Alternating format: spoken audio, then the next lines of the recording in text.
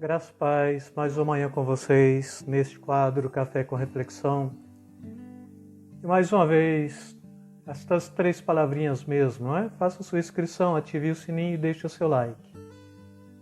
E hoje eu quero estar meditando com vocês ainda Provérbios capítulo 9, versículos 9 e 10, que diz: Dá instrução ao sábio e ele se fará mais sábio ainda. Ensina ao justo e ele crescerá em entendimento. Temor do Senhor é o princípio da sabedoria e o conhecimento do santo é prudência. Sempre quando estava lecionando mesmo na nosso seminário teológico, eu fazia questão de trazer esta referência bíblica como carro-chefe para trazer a consciência de que sabedoria é alguma coisa que você tem que ter, adquirir, e de alguma forma, quando você vai trabalhar sabedoria e conhecimento, você vai perceber que tem pessoas que têm um conhecimento de uma enciclopédia, mas, sobretudo, ele não tem sabedoria de um asno, me perdoe a expressão mesmo, né? Ou de um coelho. Por quê? Porque uma coisa é você ter bastante conhecimento e outra coisa é você ter sabedoria. A palavra do Senhor sempre ela vai estar trazendo a sabedoria como sendo um princípio de temor ao Senhor, não é? Vai trazer a sabedoria como uma ação do próprio Espírito Santo, seja como dom, seja como fruto do Espírito, ou seja, como manifestação do Espírito Santo, ou como ação de Deus na sua totalidade, na pessoa do Pai, do Filho e do Espírito Santo, né? Na vida do cristão. Mas hoje já se trabalha muito com um conceitozinho de programação neurolinguística com sabedoria emocional. E isto, de alguma forma, já traz alguns tipos de conflitos para aquilo que a gente poderia traduzir sabedoria para dentro do conceito bíblico, mas ainda assim, se a gente pega uma própria ciência que vem aí para ajudar a pensar bem, para tentar ativar partes da mente que não foram ativadas, para fechar algumas janelas na sua mente que talvez estejam abertas, não é? Janela do ressentimento, janela do orgulho, janela da angústia, da depressão, janela da desconfiança, não é? Então a programação neurolinguística ela traz um papel fundamental mesmo porque já tem doutores nesta área e que são cristãos e que traz uma abordagem bem edificante e com isso só vem atestar a veracidade da palavra de Deus e nunca a confrontar a palavra de Deus. E assim, irmãos, traduzindo para uma forma bem mais simples, não é? Sabedoria e conhecimento são duas coisas distintas. Agora, como é que você pode usar os dois? Eu diria que a sabedoria é a maneira sagaz e prudente que você usa para usar o seu conhecimento adquirido a fim de administrar crises. Então, se você de fato é alguém sábio e se você tem conhecimento, você tem esta capacidade de usar a sabedoria de forma prudente para pegar aquilo que seja o bojo do seu conhecimento e aplicar para administrar crises, não é? Significa então que eu preciso de conhecimento e de sabedoria? Quando a Bíblia está falando neste parâmetro, a gente vai ter que ter esta sabedoria como temor e a gente vai ter que ter este conhecimento como sendo conhecimento da própria palavra do Senhor, porque então ensino justo e ele crescerá em entendimento, né? Então está falando do justo como alguém que for justificado e que em se sendo justificado ele tem que saber por que foi justificado. E o conhecimento vem justamente aí.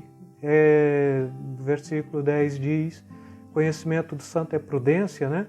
Então, neste contexto, o conhecimento está te levando para a realidade do conhecimento da pessoa ou da obra redentora do próprio Jesus, ou da obra redentora também do próprio Pai, ou da obra redentora também do próprio Espírito Santo, sabendo que Deus te redimiu em Cristo Jesus e te selou com o Espírito Santo a fim de que você possa ter a certeza da vida eterna e com sabedoria você vai administrar bem toda esta abordagem do conhecimento e com sabedoria você vai ser prudente para saber aplicar o conhecimento adquirido mesmo, nesse contexto que eu estou trazendo para vocês do Evangelho, da Palavra de Deus, ou da manifestação da graça, ou da percepção, ou o conhecimento da sua justificação, por que você é justo, né?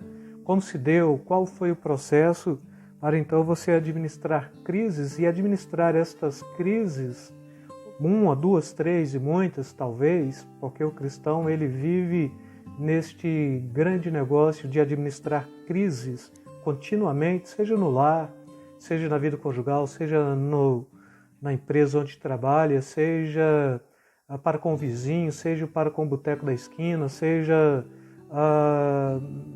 na sua ida e vinda, dirigindo seu automóvel, pilotando a sua motocicleta dentro de uma lotação. Então a sabedoria para o cristão é algo fundamental o tempo todo para ele estar administrando e gerenciando crises em cima do conhecimento adquirido. E eu diria que a sabedoria ela é alguma coisa que você adquire pelo temor mesmo, e nesse contexto, dentro do ponto de vista secular, de dicionário, a sabedoria ela é alguma outra coisa que está sempre relacionada com o conhecimento e com a sagacidade, né? Mas do ponto de vista bíblico, a sabedoria ela foge um pouquinho esse padrão. E a gente vai trabalhar isso até dentro da teologia e da filosofia mesmo. A teologia está trabalhando sabedoria dentro do conhecimento da palavra de Deus, então do temor do Senhor.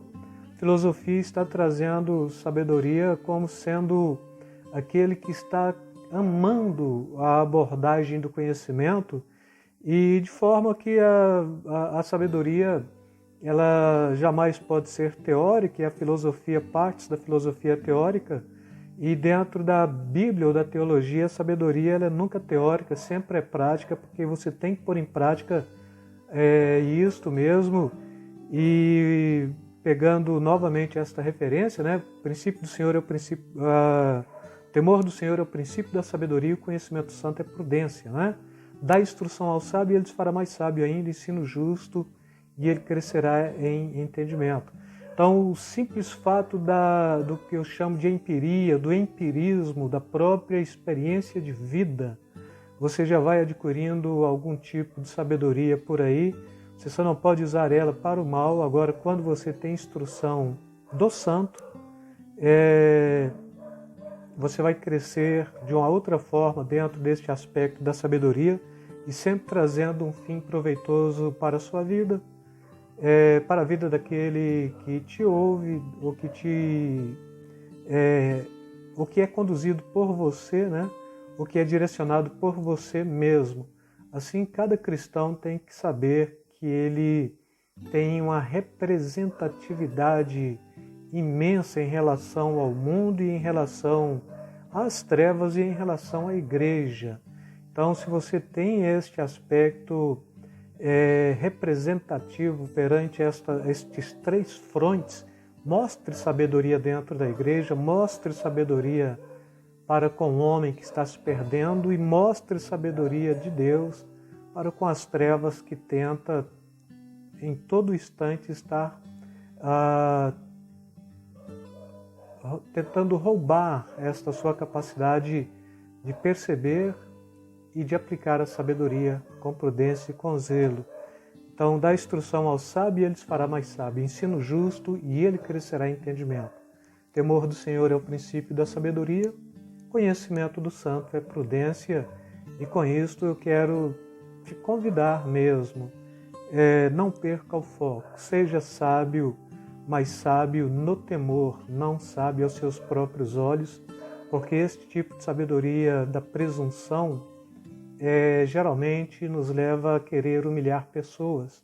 Nós não fomos chamados para isso, senão para nos humilharmos perante circunstâncias e perante Deus de uma forma sábia, a fim de administrar bem crises com o conhecimento adquirido. E a palavra de Deus é fonte de conhecimento. O Espírito Santo revela bem esta palavra no seu coração, de maneira que sempre você há de prevalecer em todas as circunstâncias e em todas as nuances da sua vida. Com isso, quero deixar para você mais este fim de café, com reflexão, e deixando aí, sim, um beijo na sua alma, no coração, e medite bastante nesta questão da sabedoria, quesito sabedoria. Amém? Fiquem na paz, Deus vos abençoe rica e abundantemente, querido.